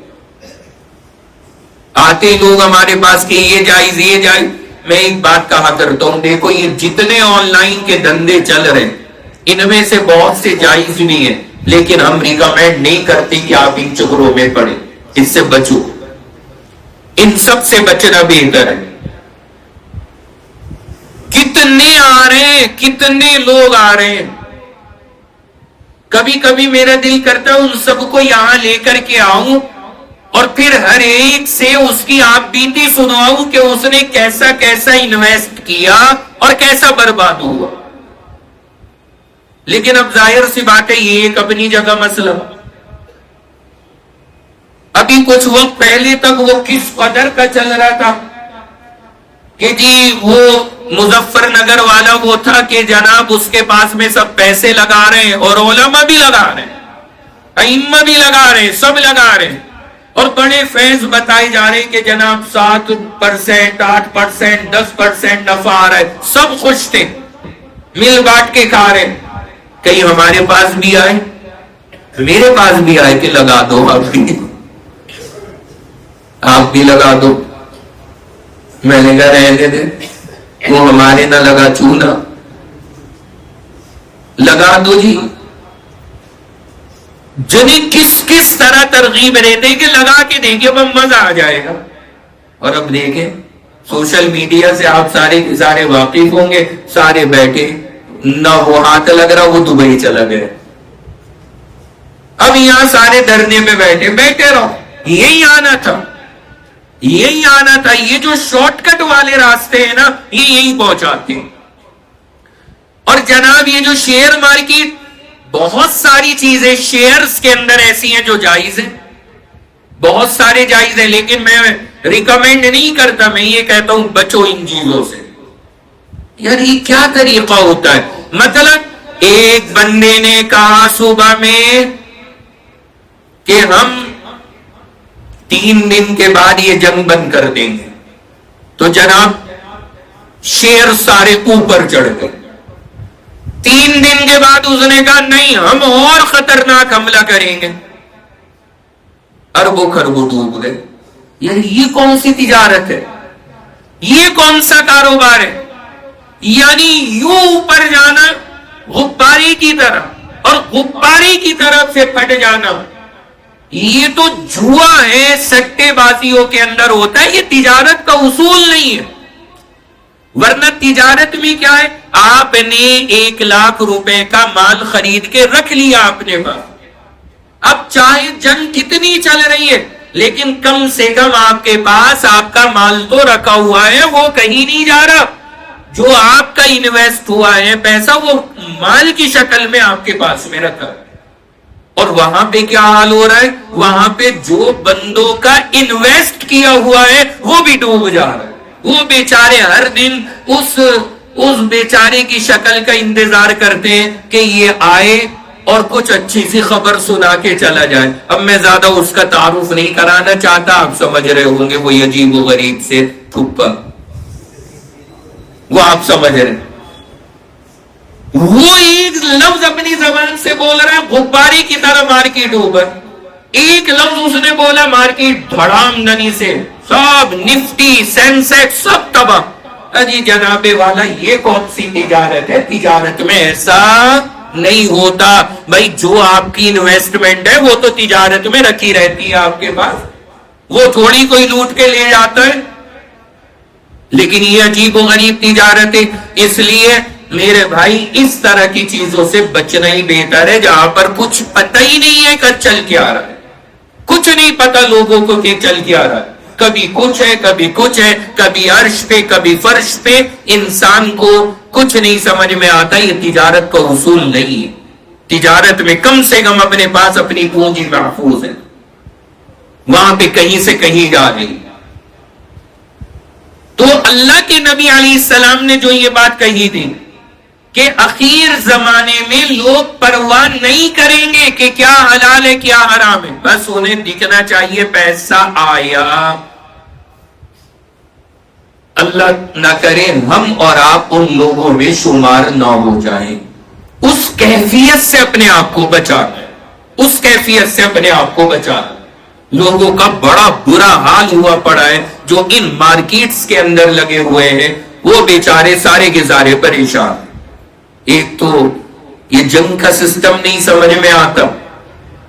کروں گا انشاءاللہ اس پر بھی اطمینان سے بات. آپ سب کے بڑے تقاضے ہیں کہ اس کے اوپر ذرا ڈیٹیل میں بات ہو، انشاءاللہ آئے گی. ہر چیز کو مہنگا کر دیا جاتا ہے یہ بتا کر کے کہ جی جنگ چل رہی ہے. ابھی کچھ دن پہلے میں نے بڑی ایک جملہ سنا، بڑی ہنسی آئی. وہ آیا سبزی والا ٹھیلا لے کر کے، اس سے خاتون نے پوچھا، پڑوس میں سے آواز آئی ہمارے کان میں کہ بھنڈی کیا ریٹ ہے. یہ سفر پہ جانے سے پہلے کی بات ہے، جنگ شروع ہو گئی تھی جب. تو اس نے بتایا اس کے ریٹ 120 روپے کلو. تو اس نے بڑا عجیب جملہ کہا. اس نے کہا کیوں یہ بھنڈی بھی ہرمز سے آ رہی تھی، یہ بھنڈی بھی ہرمز سے ہی آ رہی. مطلب ہر چیز اس کو بولا جاتا ہے موقع کا فائدہ اٹھانا. ہر بندہ فائدہ اٹھانے میں لگا ہے. ہر چیز کو بندہ جو ہے نا ہر چیز کے ریٹ. تو اس نے جو جملہ کہا مجھے اچھا لگا. اس نے کہا کہ جی لگتا ہے یہ بھنڈی بھی وہیں سے کونے سے نکل کر کے آ رہی ہے جو اس کے بھی جنابے والا ریٹ اتنے زیادہ جا رہے. تو ایک تو یہ حالات ہے، اور اس میں بندہ پیسے، انویسٹمنٹ اور اسٹاک مارکیٹ اور شیئر، ظاہر سی بات ہے اس کا کیا حال ہو رہا ہے وہ ہم سب دیکھ رہے. اس لیے میرے مسلمان نوجوانوں اس طرح کی چیزوں سے اپنے آپ کو بچاؤ. جو اللہ نے ایک فطری طریقہ رکھا ہے کمائی کا، جو ایک نظام اللہ نے بنایا ہے محنت کر کے اور تجارت کر کے خرید و فروخت کر کے، اللہ نے آج بھی اسی طریقے پہ برکت رکھی. بھائی کم سے کم کچھ نہیں آ رہا، آپ کے پاس آپ کا مال پڑا، آپ کو تسلی ہے کہ کچھ لوٹا نہیں ہے، اگر نفع نہیں آیا تو نقصان بھی نہیں ہوا. اس وجہ سے بندے کو ان باتوں کا دھیان کرنا چاہیے، غفلت نہ کرے. تو اللہ کے نبی نے یہ بات اس وقت فرمائی تھی کہ کوئی کسی چیز میں لحاظ نہیں کرے گا کہاں سے آ رہا کیسے آ رہا، بس آنا چاہیے. دوسری بات، اس رکوع میں جو اللہ نے سمجھایا، پورے رکوع کا جو خلاصہ ہے، اللہ نے کہا جہاں سے یہ رکوع شروع ہوا تھا اللہ نے کہا تھا الذین ينفقون اموالهم باللیل والنہار. یہ سمجھیے گا، یہ بڑا زبردست ہم سب کے لیے علمی نکتہ ہے. اللہ نے کہا جو لوگ خرچ کرتے ہیں اپنا مال اللہ کے راستے میں، دن میں یا رات میں، حلال کو خرچ کریں گے اللہ انہیں بہت دے گا.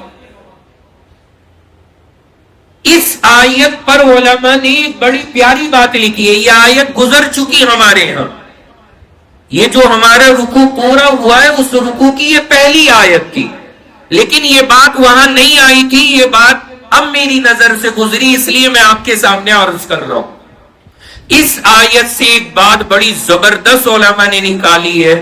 علماء کا کہنا یہ ہے کہ اس آیت سے یہ بات سمجھ میں آئی کہ اللہ کے یہاں صدقہ اور خیرات کرنے کے لیے نہ تو کوئی دن طے ہے اور نہ کوئی وقت ہے.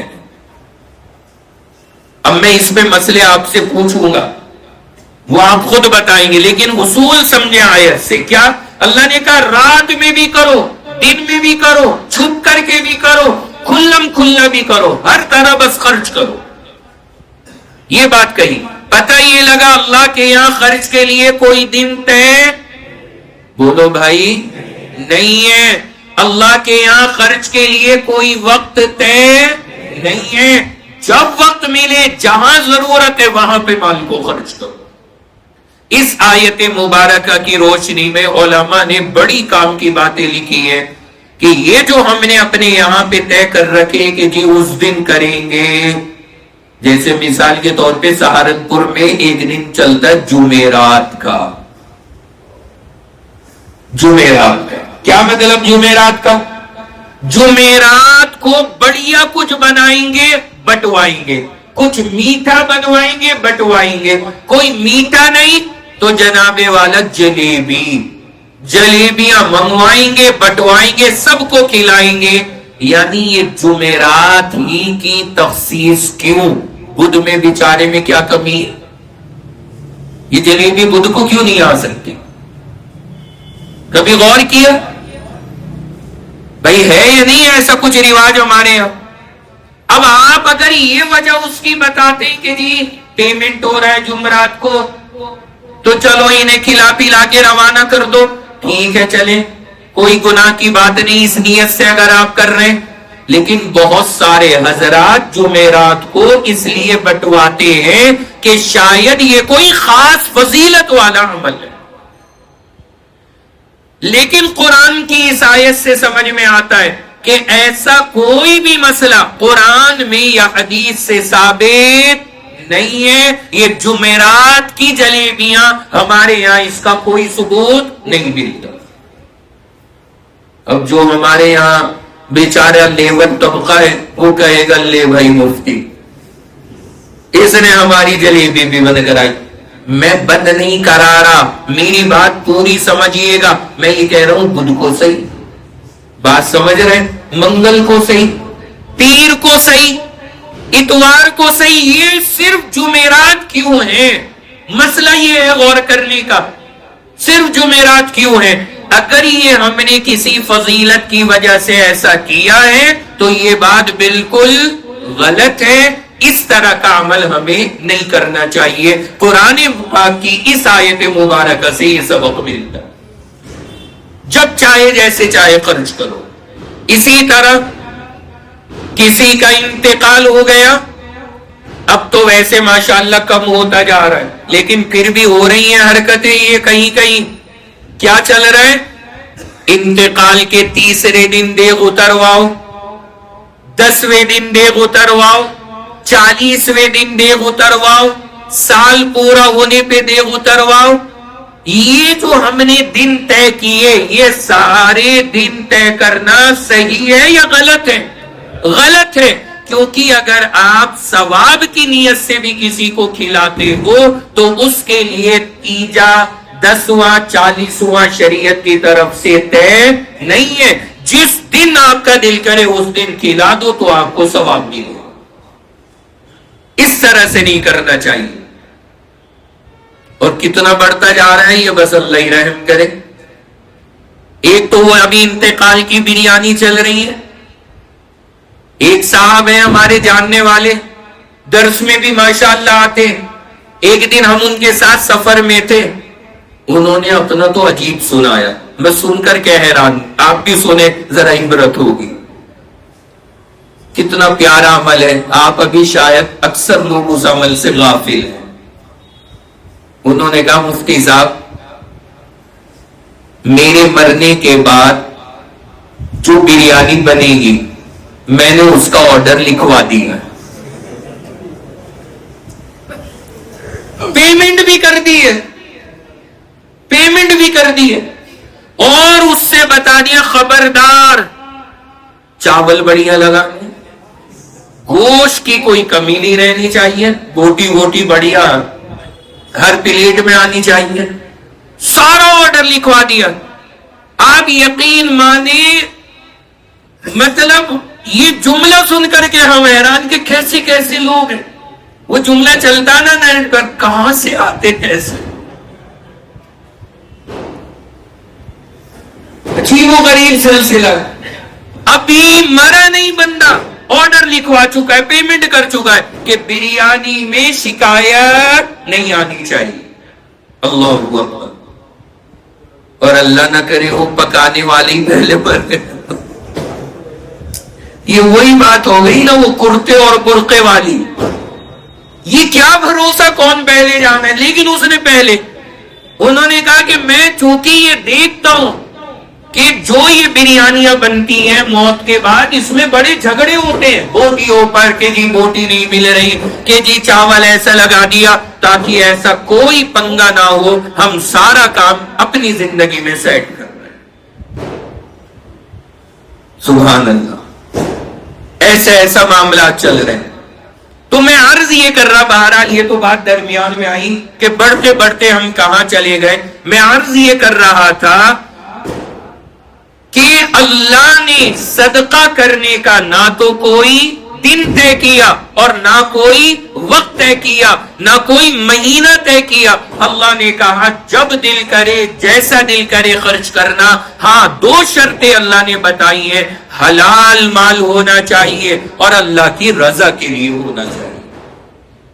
جب چاہے خرچ کرو، حلال ہے اللہ قبول کرے گا، اللہ کی رضا کے لیے خرچ کرو گے اللہ قبول فرمائے گا. یہ 2 شرطیں اللہ نے بتائی ہیں، باقی کوئی شرط اللہ نے ذکر نہیں فرمائی. تو ہم سب کو اس آیت اور اس رکوع سے یہ سبق لینا ہے کہ اللہ کی راہ میں خرچ کرنے کے لیے کوئی ٹائم اور وقت طے نہیں ہے. جب بھی اللہ موقع دے اور وقت دے ہم اللہ کی راہ میں مال کو خرچ کریں، حلال ہو اور اچھی نیت کے ساتھ ہو. اسی میں ایک بات اور ایڈ کر دوں کہ یہ ہمارے یہاں جو زکوٰۃ کا مسئلہ رمضان میں چلتا ہے یہ بھی قابل توجہ ہے. زکوٰۃ کا مسئلہ صرف رمضان میں جو دیتے، یہ رمضان کے ساتھ میں زکوٰۃ کا کنیکشن نہیں ہے. لوگوں نے کچھ نہیں یہ سمجھ رکھا ہے کہ زکوٰۃ ہمارے اوپر فرض ہوگی رمضان میں، ہر رمضان میں ہم زکوٰۃ نکالیں گے. زکوٰۃ کے فرض ہونے کا تعلق رمضان سے نہیں ہے. زکوٰۃ کب فرض ہوتی ہے؟ سال گزرنے پر. کب فرض ہوگی؟ سال گزرنے پر. میں ایک ایگزامپل دیتا ہوں سمجھنا. آپ کے پاس پیسہ نہیں ہے تو زکات نہیں ہے۔ مان لیجئے 1 جنوری کو اللہ تبارک و تعالی نے آپ کو، جنوری کی مثال کیا لیں، ہم اپنے اسلامی مہینے کی لیتے ہیں، 1 محرم کو اللہ نے آپ کو نصاب کے برابر مال عطا فرما دیا۔ سمجھیے گا یہ بڑا اہم ہے۔ 1 محرم کو اللہ نے آپ کو اتنا مال دے دیا جس پر زکات فرض ہوتی، لیکن ظاہر سی بات ہے ابھی 1 محرم کو جس دن یہ مال آیا ابھی آپ پر زکات فرض نہیں ہوگی۔ کب تک؟ جب تک اس پر کیا نہ گزر جائے، سال۔ اب جب آپ کے پاس اگلا 1 محرم آئے گا اور وہ مال اگر آپ کے پاس میں موجود ہے تو پھر آپ کے ذمے کیا لازم ہو جائے گی؟ زکات کے۔ اب آپ اس کی زکات دیں۔ تو 1 محرم کو اگر مال آیا تو اگلے سال 1 محرم کو زکات فرض ہوگی۔ رمضان سے اس کے فرض ہونے کا کوئی تعلق نہیں ہے۔ یہ بات ہم سب کو یاد رکھنی چاہیے، چونکہ مجھے لگا بہت سارے لوگوں کے سوالات سے کہ ہمارے یہاں پبلک یہ سمجھتی ہے کہ زکات شاید رمضان میں فرض ہے۔ رمضان میں نہیں فرض ہوتی، زکات فرض ہوتی ہے جب آپ کا سال پورا ہو جائے۔ لیکن شریعت نے ہمیں اس میں آزادی دی ہے۔ کیا آزادی دی ہے؟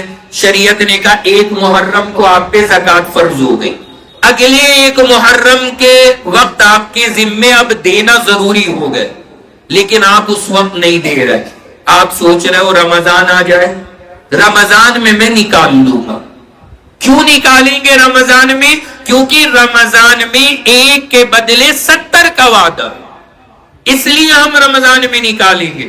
تو اگر کوئی اس فضیلت کی وجہ سے رمضان میں نکال دے تو کوئی حرج کی بات نہیں ہے، لیکن زکات فرض رمضان میں نہیں ہوئی ہے، فرض وہ آپ پر 1 محرم ہی کو ہو چکی تھی۔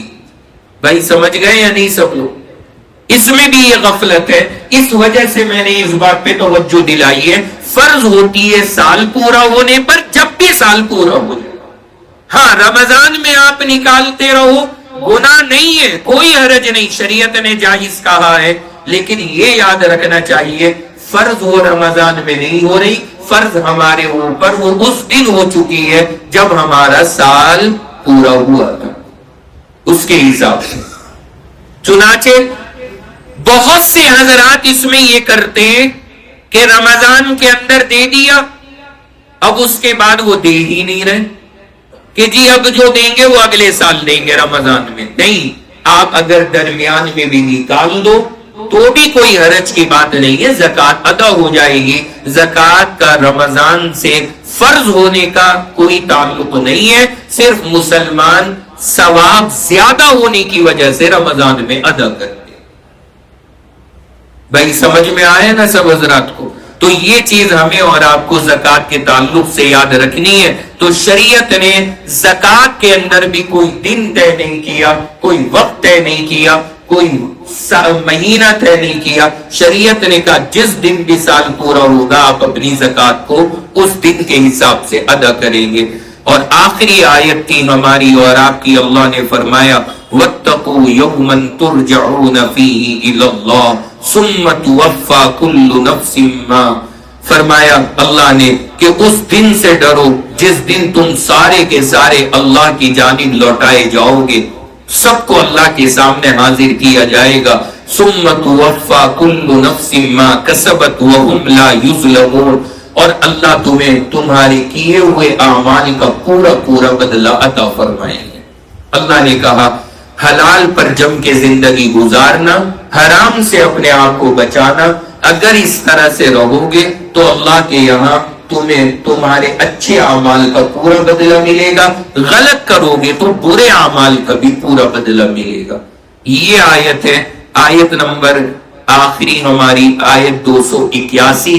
الحمدللہ یہاں تک کا درس پچھلے ہم اور آپ سیزن میں پورا کر چکے۔ یعنی رمضان المبارک سے پہلے یہاں تک کا ہو گیا تھا. اس رکوع میں حلال و حرام کا حکم دیا گیا تھا کہ حرام سے بچنا، حلال پہ جمنا. کچھ باتیں میں نے اس کے تعلق سے عرض کر دی اور یہ آخری آیت سنا دی. یہ جو آیت مبارکہ ہے یہ اس قرآن پاک کی آخری آیت ہے.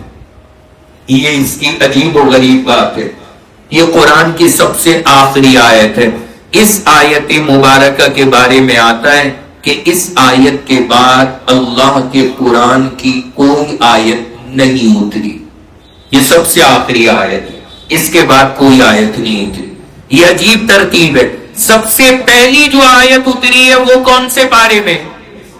30ویں پارے میں. اور جو سب سے آخری اتری آیت وہ 3 پارے.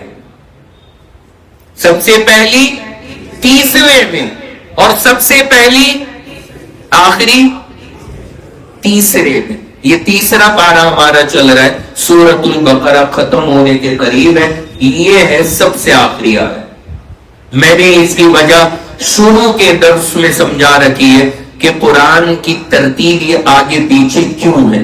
اس کی وجہ ہم نے ڈیٹیل میں سمجھائی ہے. خلاصہ اس کا بس اتنا ہے کہ جب کوئی آیت آسمان سے اترتی تھی تو اللہ کے نبی صحابہ کو حکم دے دیتے تھے کہ اس آیت کو اس جگہ لکھو. تو جہاں جہاں حضور نے جس آیت کو لکھوایا وہ آیت وہاں پر موجود ہے. اور یہ کہاں لکھوانی ہے، کون سی آیت؟ یہ حضور کو اللہ کی طرف سے آرڈر ہوتا تھا.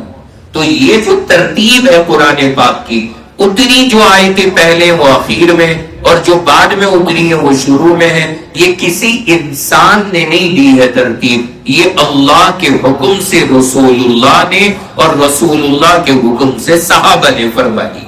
تو یہ اللہ کی طرف سے اور اللہ ہی کی حکمتوں کو بہتر جانتا ہے. تو یہ وہ آخری آیت الحمدللہ ہماری یہاں پر ہو گئی ہے، جس کے بعد قرآن کی کوئی آیت نہیں اتری. حضرت عبداللہ ابن عباس رضی اللہ تعالیٰ عنہما ارشاد فرماتے ہیں کہ اس آیت کے اترنے کے 31 دن کے بعد ہمارے پیغمبر کا انتقال ہو گیا. صرف 31 دن کے بعد. اور بعض حدیثوں کے اندر آتا ہے کہ اس آیت کے اترنے کے صرف 9 دن کے بعد حضور کا دنیا سے انتقال ہو گیا تھا. تو یہ ہے وہ آیت وَاتَّقُوا يَوْمًا تُرْجَعُونَ فِيهِ إِلَى اللَّهِ. بہت پیاری آیت ہے. اگر اس آیت کا ہم مراقبہ کریں، سوچا کریں، زندگی سدھارنے کے لیے کافی. سوچئے ذرا، آدمی اپنے اندر اتارے یہ مضمون وَاتَّقُوا يَوْمًا تُرْجَعُونَ فِيهِ إِلَى اللَّهِ. ڈرو اس دن سے جس دن تمہیں سب کو اللہ کے سامنے کھڑا کر دیا جائے. یہ آیت اگر بندہ سوچتا رہے، میرے خیال سے کوئی غلط قدم نہیں اٹھا سکتا. ثُمَّ تُوَفَّى كُلُّ نَفْسٍ مَا كَسَبَتْ وَهُمْ لَا يُظْلَمُونَ. اور پھر اللہ تمہارے ایک ایک عمل کا حساب برابر کریں گے. تو یہ آخری آیت کا درس ہے، اس کو ہمیں اور آپ کو یاد رکھنا ہے اور اس آیت کو سوچتے رہنا ہے تاکہ زندگی میں حرام سے ہم بچتے رہیں اور حلال پر جمے رہیں. اللہ ہم سب کو عمل کی توفیق عطا فرمائے. اب انشاءاللہ آئندہ ہفتے سے ہماری آگے کی جو آیت ہے یعنی سورۃ البقرہ کا 2nd لاسٹ رکوع وہ انشاءاللہ شروع ہوگا اور جو اس قرآن پاک کی سب سے لمبی آیت ہے انشاءاللہ اس کا درس ہوگا. ہم سب اہتمام کریں، جو ہمارے ساتھی ابھی نہیں پہنچ سکے ان حضرات کو اطلاع کریں اور ان حضرات کو بھی ساتھ میں جوڑیں اور پھر سب ایک ساتھ میں آنے کا اہتمام فرمائیں. اللہ عمل کی توفیق عطا فرمائے. وآخر دعوانا ان الحمدللہ رب العالمین. یہ فرما رہے ہیں کہ یہ سنا ہے کہ ہمارا پائجامہ یا پینٹ لمبا ہو تو موڑنا نہیں ہے، ٹخنے ڈھک کر نماز نہیں، ڈھک کر کے پڑھ لینی ہے. کہہ رہے ہیں پائجامہ یا پینٹ لمبا ہو تو موڑنا نہیں ہے. یہ بات بالکل غلط ہے. اگر آپ کا پائجامہ یا پینٹ لمبی ہے تو آپ اسے موڑیے اور موڑ کر کے نماز پڑھیے. اب موڑنا کیسے ہے؟ چاہے اندر کو موڑ لو چاہے باہر کو موڑ لو.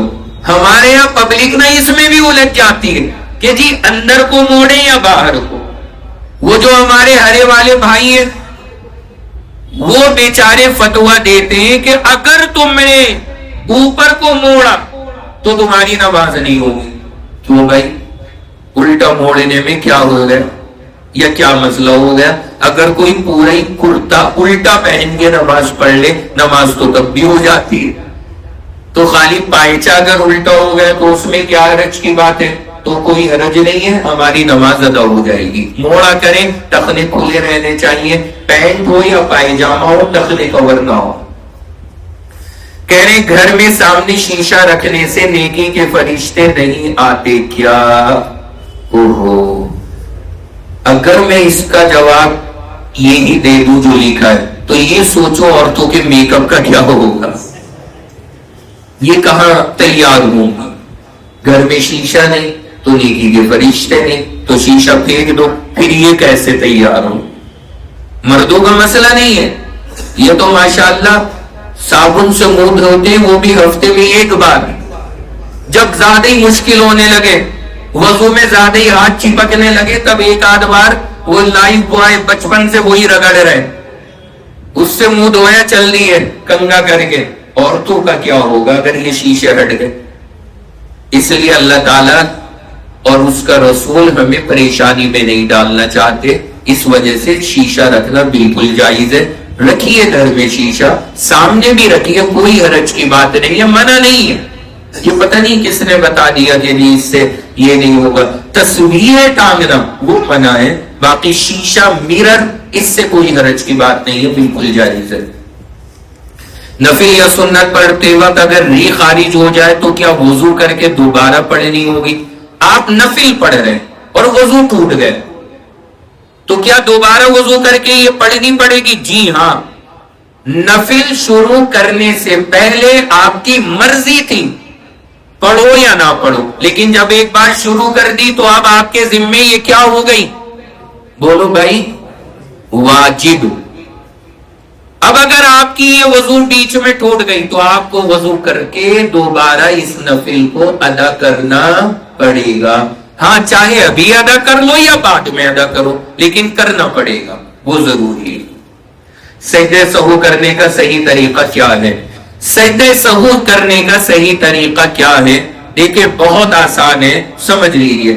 جب آپ آخر رکعت میں تحیات میں بیٹھ گئے، آپ نے پڑھا اشہد ان لا الہ الا اللہ و اشہد ان محمدن عبدہ و رسولہ، ٹھیک ہے یہاں تک. اس کے بعد آپ السلام علیکم ورحمۃ اللہ ایک مرتبہ سلام پھیر دیجئے دائیں جانب.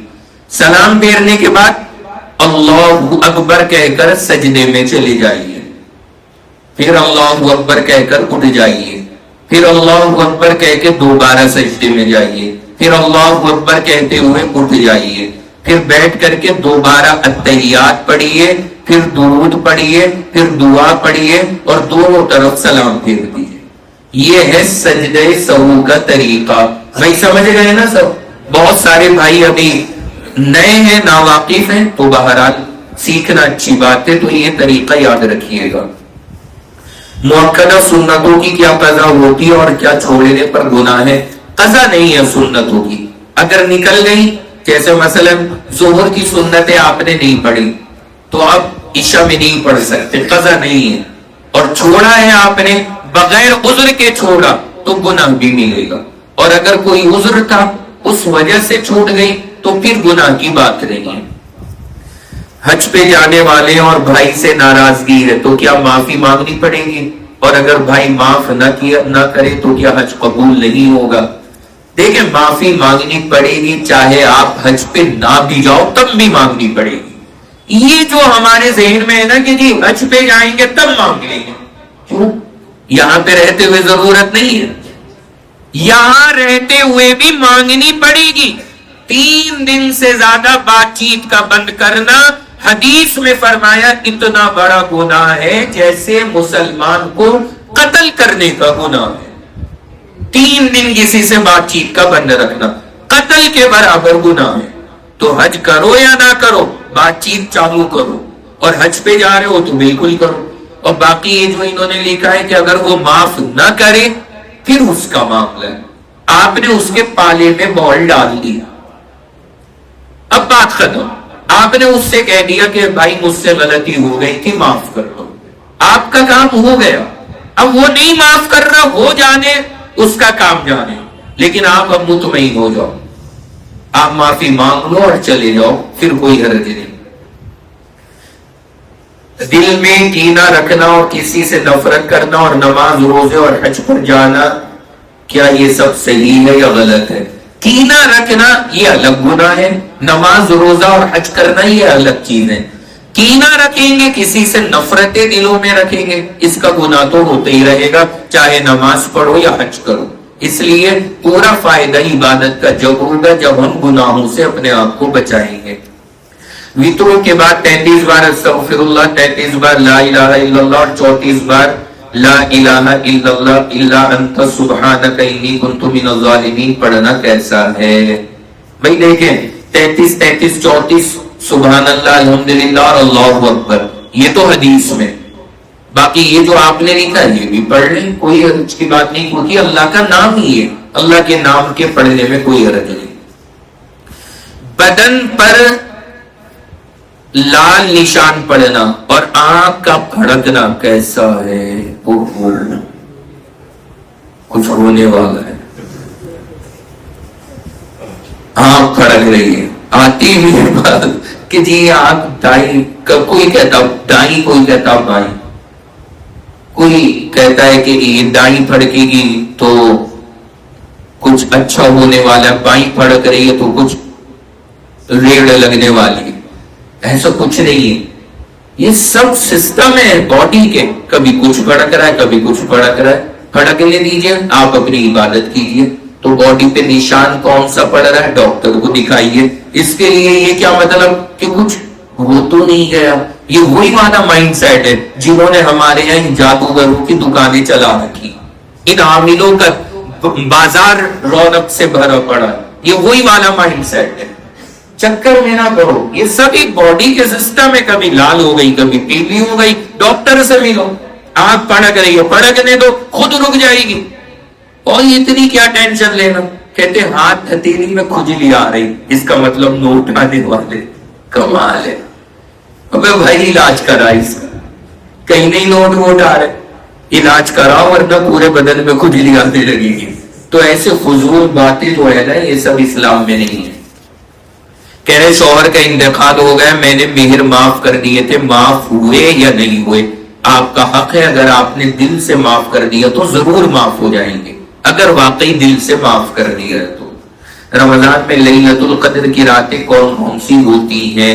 رمضان کے اندر ویسے تو 21, 23, 25, 27 اور 29 ان میں زیادہ چانس ہیں, لیکن ان کے علاوہ 20 اور 22, 24 اور 26, 28 ان میں بھی ہو سکتی ہے, کوئی طے نہیں ہے. زیادہ چانس ان کے, لیکن ان میں بھی ہو سکتی ہے. اور ان کے علاوہ شروع رمضان میں بھی ہو سکتی ہے, بلکہ بعض علماء کا تو کہنا ہے کہ رمضان کے علاوہ میں بھی ہو سکتی ہے. تو یہ سب باتیں یقین سے کچھ نہیں کہا جا سکتا. یا جامعوں کی تسبیح عشاء کے بعد پڑھ سکتے ہیں, 6 تسبیح 5 مرتبہ پڑھ سکتے ہیں, کوئی حرج کی بات نہیں. باقی ہم جو بتاتے ہیں نکاح کے لیے یا جامعوں کی تسبیح, وہ ہر نماز کے بعد 121 مرتبہ, وہ زیادہ مفید ہے. کہتے رشتے آتے لیکن وہ نہیں پاتا, کیا ہوتا ہے پتہ نہیں. کبھی لڑکوں والوں کی طرف سے کبھی لڑکی والوں کی طرف سے کوئی دعا بتا دیں جس سے آسان ہو جائے. یہ جو ابھی آیا یا جامع ہو, اس کا اہتمام کریں ہر نماز کے بعد 121 مرتبہ, تو انشاءاللہ رشتے آسان ہو جائیں گے. آخری سوال ہے, یہ کہہ رہے ہیں کہ جنت میں کون کون سے جانور جائیں گے؟ ابھی تو انسانوں کے لالے پڑے ہیں, جانوروں کی ٹینشن مت لو میرے بھائی, ابھی تو اپنا بڑا مسئلہ اٹکا ہوا ہے. اللہ کرے ہم سب پہنچ جائیں انشاءاللہ. باقی کون کون سے جائیں گے؟ 10 جانوروں کا نام لیا جاتا ہے, باقی اور بھی کچھ لوگوں نے جوڑے تو تقریباً 12-13 کا نام آتا ہے کہ یہ جانور جنت کے اندر جائیں گے. لیکن ایک بات سب یاد رکھنا, کون کون سے جنت میں جانے والے ہیں، وہ 10 ہوں یا 13 ہوں، یہ اللہ کے نبی کی کسی حدیث میں نہیں آیا، یا قرآن کی کسی آیت میں نہیں ہے، کسی آیت میں مینشن نہیں ہے، اور نہ ہی کسی حدیث میں کہ کون کون سا جانور جنت میں جائے گا۔ تو جب یہ نہ قرآن میں نہ پیغمبر کی کسی حدیث میں، تو یقین کے ساتھ کچھ نہیں کہا جا سکتا۔ باقی ایک عالم نے ایک کتاب ہے الاشباہ والنظائر، اس کتاب کے جو حاشیے ہوتے ہیں، سائیڈ پیراگراف ہوتے ہیں، اس میں تقریباً 10 کے نام ذکر کیے، لیکن اس کی کوئی سند نہیں ہے، کوئی اس کا جو سلسلہ ہوتا ہے نا، سند جو آپ حضرات تو ماشاءاللہ جانتے ہیں، ہر حدیث جو اللہ کے نبی تک سند سے پہنچتی ہے اس کی کوئی سند نہیں ہے۔ ظاہر سی بات ہے بعد کے عالم وہ کیسے بتا سکتے ہیں کہ کون کون سے جانور جنت میں جائیں گے؟ یہ تو بات جب پتہ لگتی جب یا تو اللہ کے قرآن میں ہوتی یا پیغمبر کی حدیث میں ہوتی، اس میں نہیں ہے۔ اس وجہ سے ہمیں اس چیز کو یقین کے ساتھ میں ذکر کرنے کی بھی ضرورت نہیں، اس کو آپ ذکر نہ کریں، وہ زیادہ بہتر ہے۔ واللہ عالم، جو جائیں گے وہ چلے جائیں گے، اور جب جائیں گے تو سب کو پتہ لگ جائے گا۔ باقی دعا یہ کریں کہ اللہ ہم سب کو پہنچا دے اور اللہ ہم سب کو جنت کا ٹھکانہ عطا فرما دے۔ آج جب میں درس کے لیے آ رہا تھا تو بار اتوار پیر روز کے درس ہو رہے ہیں، ہر جگہ میں درس میں زیادہ طبیعت چل نہیں رہی تھی، تو کہیں 15 منٹ کہیں 20 منٹ کہیں آدھا گھنٹہ کر کے گھر پہنچ رہا تھا تو اہلیہ بھی چوٹ جاتی تھی۔ آج جب آنے لگا انہوں نے پوچھا کہ آج کیا رہے گا، میں نے کہا بھائی آج والے کا معاملہ نہیں پتا، یہاں کا نہیں پتا، اور اب میں دیکھ رہا ہوں ماشاءاللہ جو ہمارا وقت ہے بالکل اللہ نے اسی وقت تک پہنچا دیا، حالانکہ طبیعت ابھی بالکل نہیں چل رہی تھی۔ یہ صرف ہوتا ہے یہاں پر جو ہم لوگوں کا باہمی رشتہ بنا ہوا، اس کی برکت ہے، ورنہ میں ابھی آنے کے بعد سے نا اب تک آدھا پون گھنٹہ بھی بیان نہیں کر پا رہا تھا، لیکن ماشاءاللہ آپ حضرات کے چہرے اور آپ حضرات کی جو رغبتیں ہوتی ہیں اس سے یہ جو یہاں ماحول بنتا ہے اس میں نہ وقت کا احساس ہوتا اور نہ کسی چیز کا۔ اللہ تعالیٰ اس رشتے کو اور اس سلسلے کو قائم رکھے اور ہم سب کو اس کی برکات دنیا اور آخرت میں نصیب فرمائے۔ وآخر دعوانا ان الحمد للہ رب العالمین۔ دعا فرمائے۔